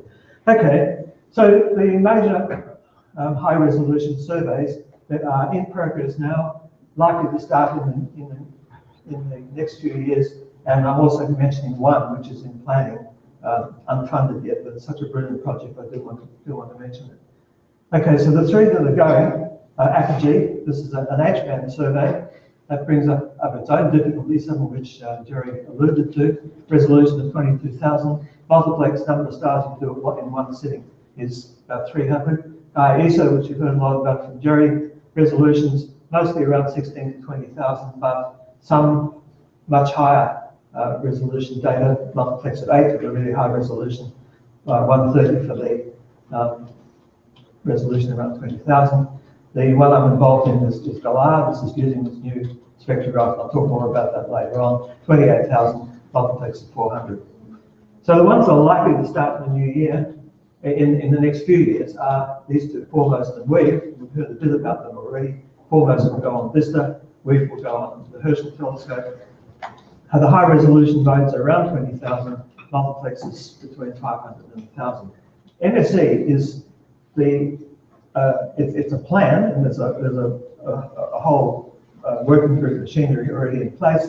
It's a plan to replace the CFHT with a new generation 10-meter telescope, and the plan is to make this a dedicated spectroscopic instrument. I don't know what the multiplex will be. The resolution is also still something people are talking about, but there are ways of having both of these without having a lot of extra expense. I've been pushing this particularly for MSE, but we could go up to being a 45,000 resolution system, and if that is the case, that is basically the ultimate stellar survey. There's very little point, very little motivation for going to a high resolution survey ever, in my opinion. Okay, so what motivates the high resolution surveys? Why do we bother? A whole bunch of reasons. I'm just going to flash through a few, and if your favourite reason's not here, apologies. Big reason is support for stellar missions like Gaia, Corot, Kepler. These are astroseismology missions. Open star clusters have motivated a lot of this sort of work. Formation of a thick disk, and what we call chemical labeling, which is just basically using diagrams like that, alpha to iron split, to say, well, this star belongs to thick disk, that one belongs to thin disk. I'll be talking about something else that's not chemical labeling, it's called chemical tagging at the moment. The age-velocity relation in the galaxy. That is a measure of how the galaxy has evolved dynamically over the years. We get the ages of evolved stars at the moment, mostly from measuring spectroscopic stellar parameters like effective temperatures and log G. This will be soon, hopefully, supplanted by astroseismology surveys, which are sort of coming, and they will generate independent, more accurate gravity values and hence more accurate ages. But to make those work, you need accurate metallicities, which these sort of surveys supply. Age-metallicity relation, that's the chemical evolution of the galaxy in contrast to dynamical evolution. These two things, of course, are rather linked. What you're trying to do there is identify the main nucleosynthetic processes and the nucleosynthetic sites, massive stars, Corpulap supernovae, supernovae 1A, AGB stars, and the S process elements. Here we use individual stars, and we also use open star clusters, for which you have somewhat better ages. And the Gaia ESO survey is partly motivated by this sort of open cluster research. Okay, chemical properties of the galactic bulge. That's been a bit of a fascination over the last 5 years or so, maybe more. It appears that the bulge is formed not through mergers, as we get from the simulations, but it appears to have formed via disk instabilities, as Ortwin mentioned to you. In that instability process, you trap stars of the early disk inside that bulge, and they're kind of snap frozen there for your inspection 10 gigayears or 8 gigayears later. Apogee is very active in this area because the H-band gives you access to these highly reddened fields at low latitudes in the bulge and the disk. So we're going to see a lot of work coming out of that, particularly when apogee goes south, when the bulge is a bit more accessible. Finding the debris of globular clusters via the oxygen-sodium anti-correlation that Gianpaolo talked about for globular cluster stars, and trying to establish the mass limits for the onset of this anti-correlation. What I mean here is the mass limits for the clusters. We know from a lot of work now that the open clusters vary. As far as I know, the open clusters never show this sort of anti-correlation. It's something that's peculiar to these rather more massive clusters. Another motivation is just to acquire very large samples of homogeneously observed and analysed chemical abundance for stars. The typical non-survey samples that you get, or the samples that you get from individual measurements of people have made over the years, the samples are typically less than 1,000 stars. From these big surveys, we're going to be getting into the hundreds of thousands and even millions of stars with homogeneously observed and analyze chemical abundances. And the goal here is just to really try and understand how the abundances of different elements change, say, with overall metallicity. And that data at the moment is still pretty ragged. Chemical tagging, I'll talk about a bit later on. It's identifying the debris of disrupted clusters and star-forming sites from the chemical similarity of debris stars over many elements. And that's really the primary motivation for the GLAR survey, which is what I'm involved in. And then another item which Jerry mentioned, and is a really important and irritating point at the moment, is this importance of radial migration at different times. What radial migration means is just this movement of stars from the inner galaxy to the outer galaxy, and the outer galaxy to the inner galaxy. It leaves almost no kinematic trace. Stars are moved from one circular orbit to another. You have no way of telling whether a star has moved in this way, but using the chemical recovery of the debris of individual disrupted star clusters and seeing how far that's been spread radially, that gives you some measure of the importance of radial migration. That's a real motivator. Okay, so okay, just to show you, this slide's really about radial migration, and it's got two elements in it. The first one is the radial abundance gradient. This is for Cepheids, which are sort of young to middle-aged stars, and you can see here's an abundance, iron abundance of plus 0.4. Here's about minus 0.6, and this is radius. Here's 10 kiloparsecs, and you can see there's a well-defined radial gradient that's been known for years. The stars in the inner galaxy, in the inner disk, are more metal-rich than the stars near the sun, which in turn are more metal-rich than stars further out. Now, in the light of this radial gradient, have a look at this one here. This is our particular version of the age-metallicity relation for nearby disk stars, where most people get something rather similar. So this is metallicity, iron abundance, if you like, against age. Now, ages at the moment are pretty inaccurate, so errors of this sort of order are not uncommon, but they don't map to what I'm going to say. When we look at stars of middle age near the sun, these are all stars near the sun, you can see that the metallicity ranges from about plus 0.4 down to about minus 0.4. As Jerry mentioned, the interstellar medium near the sun has an abundance around 0, so the stars that are forming now should be forming with abundances around about 0. We see a whole bunch of stars, of these super metal-rich stars, and Jerry talked a bit about this. The belief at the moment is that these stars, you find them in the galaxy, in the inner galaxy, not necessarily in the bulge, but certainly in the inner disk. You find them here in the inner disk, and through some mechanism, these have been transported out to our region. Now, the problem is not so acute for these lower metallicity stars. That could be a result of just local chemical evolution. That's also possible that some of these stars have migrated in from out in this region, but we really don't know that. And this is one of the big puzzles of galactic archaeology at the moment. How important has this migration process been? And it's very difficult to get a grip on it, and I think through these destroyed clusters we will have a way of doing it. Okay, so just a word or two about this chemical tagging process. Stars are believed to form from interstellar gas. The chemical composition at the surface of the star reflects the composition of the gas from which the star formed. And once the star is formed, although its interior composition evolves, its surface composition doesn't change much as the star gets older, except for some of the lighter elements, lighter than magnesium. When we look at the stellar spectra at the sort of resolution here, most of these surveys will have available something of the order of maybe 20 to 30,000. We can measure the abundances of 30 or more chemical elements at the surface of the star. And these elements represent all of the main nucleus synthetic processes. So here's just a picture of a cluster that's been mentioned. I won't tell you which one this has been mentioned a number of times. Star clusters are born, mostly, stars are born mostly in clusters of order 1,000 to 1 billion stars. In almost all of the surviving star clusters, the chemical abundances of the stars are observed to be identical over almost all of the elements down to the level at which we can measure. So what that means is when a cluster forms, the gas from which the cluster forms is very well homogenized. The abundances from one cluster to another are different, and it just depends on the gas from which the cluster forms. Most of the open star clusters don't survive very long. After some time, which is debated, that ranges from 20 mega years upwards, most of the clusters, through mass loss as the stars age, the clusters disrupt. They just become unbound because they lose mass, and there are internal processes. And when the clusters disrupt, it's not a violent explosive process. They just become unbound, and they are gradually spread right around the galaxy just through phase mixing. So they forget a lot of their dynamical and locational properties, but they do remember their chemical compositions as they disperse around the galaxy. The stars of surviving open clusters, as I mentioned, have identical abundances to the level at which they can be measured.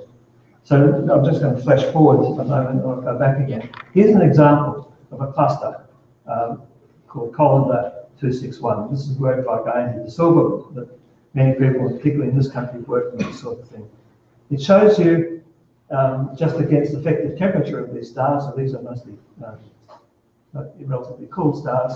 It shows you the spread in iron, the spread in calcium, the spread in barium. Calcium is an alpha element, barium is one of the S process elements, and you can see the spreads.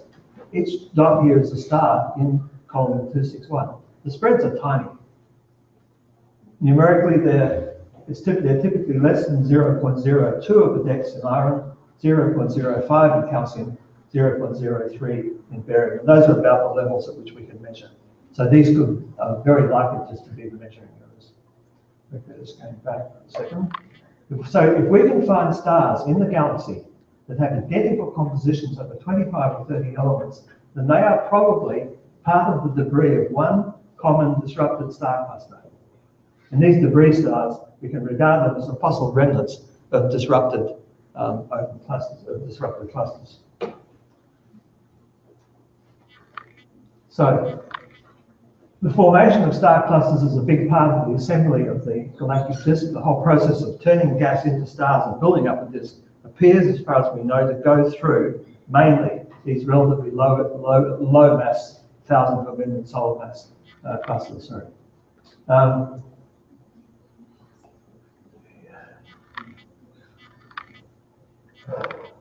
Okay, most of what we know about this whole business of assembling a galactic disk comes from computer simulations. We'd really like to find an observational way to determine the history of the assembly of galaxies through the star formation process, and also through the continuing inflow of gas and the accretion of small galaxies, which also contributes to building up the disk of the Milky Way.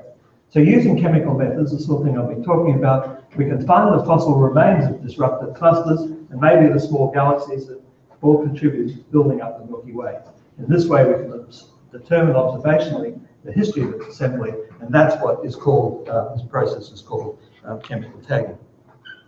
Okay, so a particularly interesting bit of the galaxy for chemical tagging is this thick disk that we've heard about. It's old, it's got the subsolar iron, and it's got the alpha-enhanced alpha elements, and that means that it formed quickly. The whole details of its formation are not understood, and it's not because we don't have viable mechanisms. We have very many viable mechanisms, and the question is to work out which is the right one. One that's quite exciting, I find quite exciting anyway, is that the thick disk may have formed through the dissolution of these enormous star-forming clumps of Mercedes at redshift 2 in proto-disks. Here's an example of one of these things. This is a redshift 2.2 galaxy out of the collection that Jensel and his group put together. The green ones still have massive enough stars in them, so they're H-alpha emitting. The red ones are not H-alpha emitting, but so you're just seeing stellar light. So these clumps are really extraordinary things. They're enormous. They're actually up to about 10 to the 9 solar masses, and individual clumps have star formation rates of around 20 solar masses per year. Now these clumps, as I say, they're absolutely huge. They're probably fairly short-lived, maybe less than 100 million years. And Bourneau and other people, Alan Green, have argued that these clumps are the seeds of the thick disk. That when these clumps dissolve, their binding energy basically goes into the thick disk and gives you the somewhat hotter, thicker disk. If that's correct, with these sort of huge masses, the thick disk of our galaxy would have formed from maybe a few tens or so, probably no more than 100 of these large clumps. And if these massive clumps are really as young as this and they involve only a few generations of star formation, then they may be relatively chemically homogeneous. We may be able to see in the chemical tagging of thick disk stars the debris of a small number of these high redshift clumps just from their distribution in chemical space. Okay, so what is chemical space?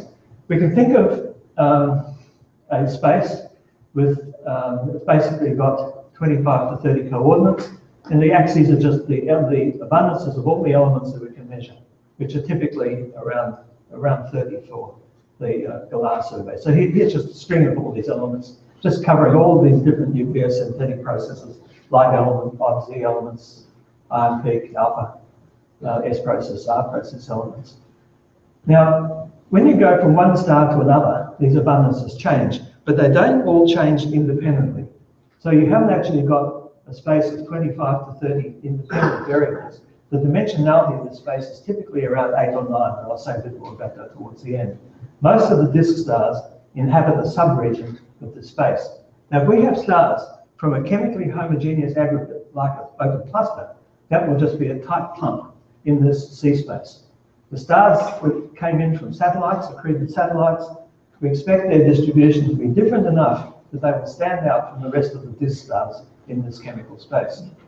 So with this kind of chemical tagging, we expect it will be possible to, well, first of all, reconstruct old dispersed star clusters, basically star clusters in the galactic disk.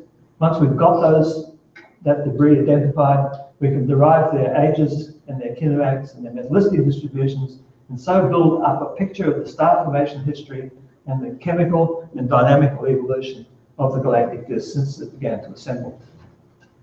We'll also hopefully be able to constrain the contribution of small accreted galaxies to building up the galactic disk and maybe the halo. And hopefully we'll be able to determine how significant radial migration is in the dynamical evolution of the disk, this business of moving stars from one circular orbit at one radius to another circular orbit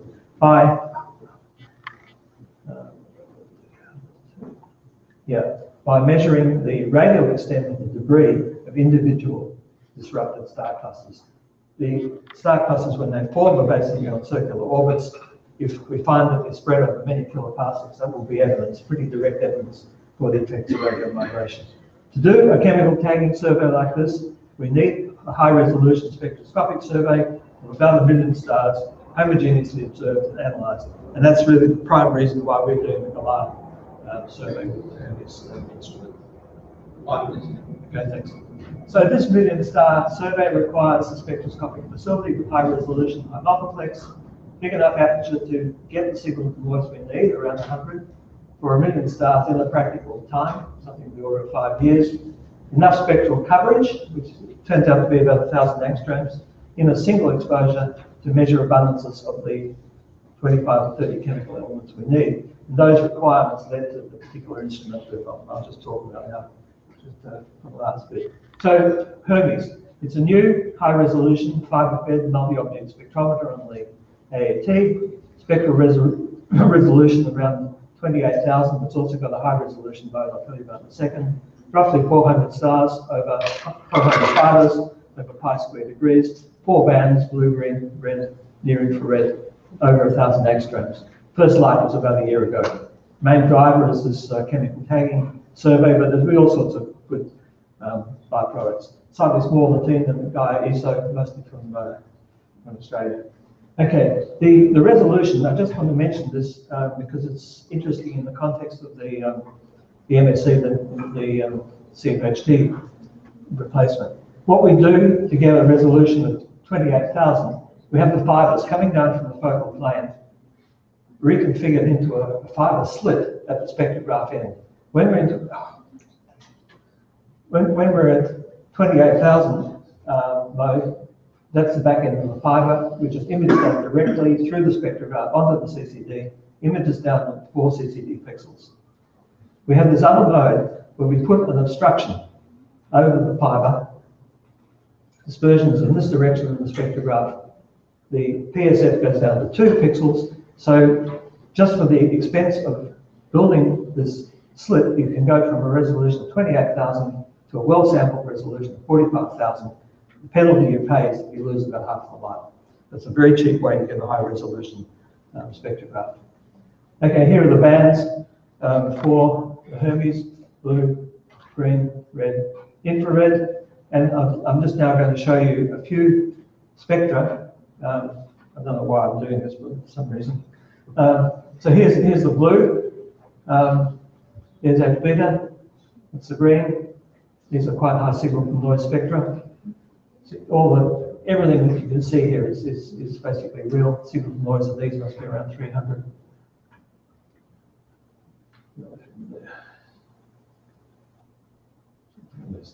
Yeah, okay, here's the red H alpha sitting there. And here's the near infrared band. It's got this enormous atmospheric feature, which actually turns out to be quite useful. And you may say, well, why did we bother wasting our optics on that? Well, because it's even worse at this end.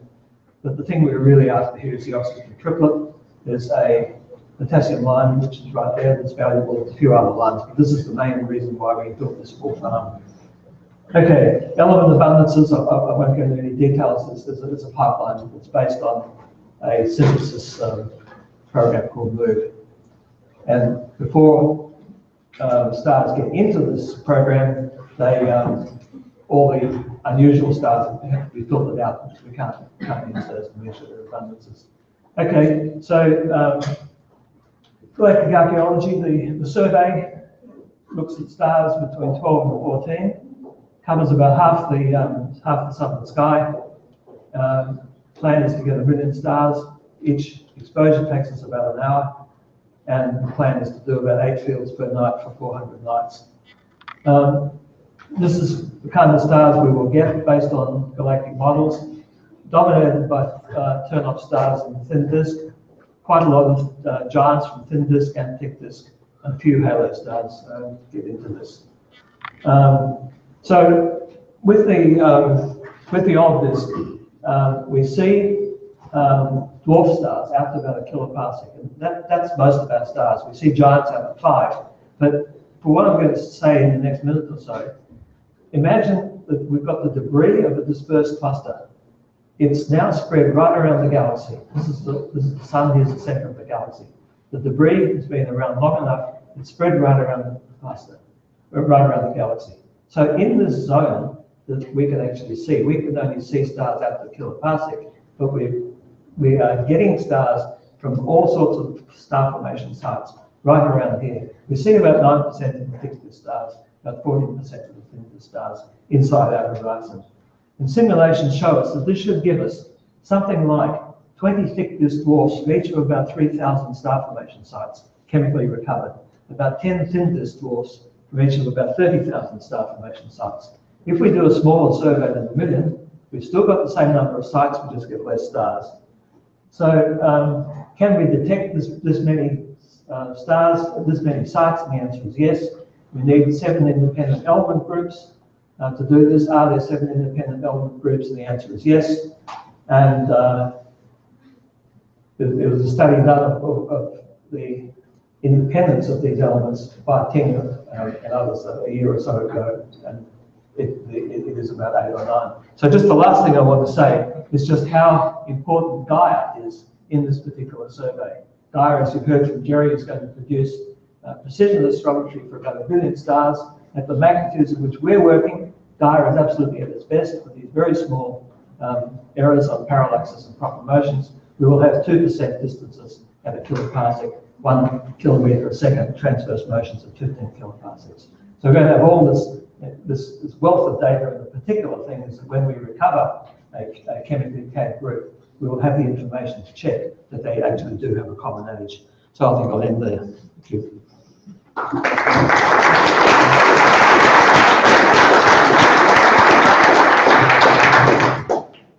Okay, time's a bit short, so I guess we'll take a couple of questions. So first one.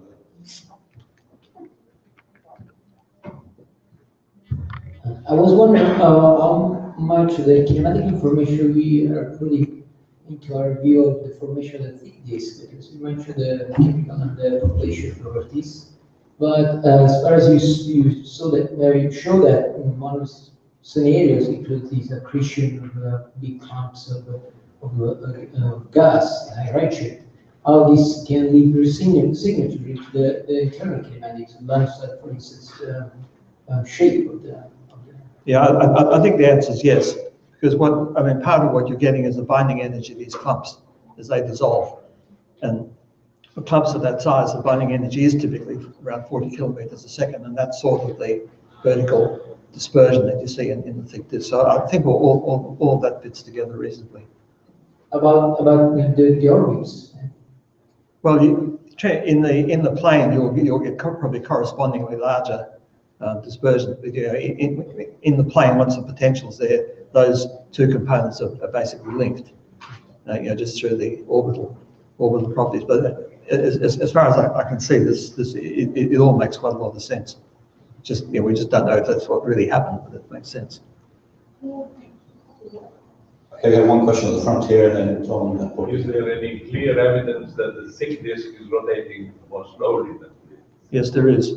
That's pretty well established in the Milky Way, and you expect that, because if you have more dispersion, you have less rotation, and you just get the asymmetric drifts, and that is seen. But if so, then this is the global thing. It should be visible. It should be possible to detect it in the external galaxy. Yeah, it is. There's been some work done, particularly by Julianne Dalcanton and her group, trying to measure the rotation of external thick disks. That's pretty tough, but they find things that sort of make sense when they can measure it. But you're working down very low surface brightnesses in the other galaxies. It's really quite a difficult observation. But as far as we can see, there is the lag you expect is there. Ken, given all the effort that's gone in, or going in with Gaia and Harriet, I take it as read that you will be able to tell the difference between, say, a lambda CDM hierarchical structure formation model for the galaxy and an ancient monolithic collapse, Eggerman, Bell and Sandwich. Is that true? That's a long question. No, but the answer is very long. One thing I think we will be able to do is to evaluate how much debris has come in other galaxies. And if we find that that's very small amount, that will make people a little bit worried about the whole hierarchical building up of the galaxies. We won't probably get very much of a lever on major mergers that occurred a long time ago, because they'll be pretty chemically inhomogeneous and we won't be able to get a grip on them. Yeah, I mean, I can talk to you about this more later. It's slightly worrying, you're hesitating. This must be the most basic, thing that you could possibly ask of this program. Oh, it's a big motivator of it. They're just trying to get a number for how much of the galaxy was filled up from outside. So you done simulations? You have done simulations? I do. You said simulations. Let's talk about this after. Okay, I think we better just thank Ken very much for his talk.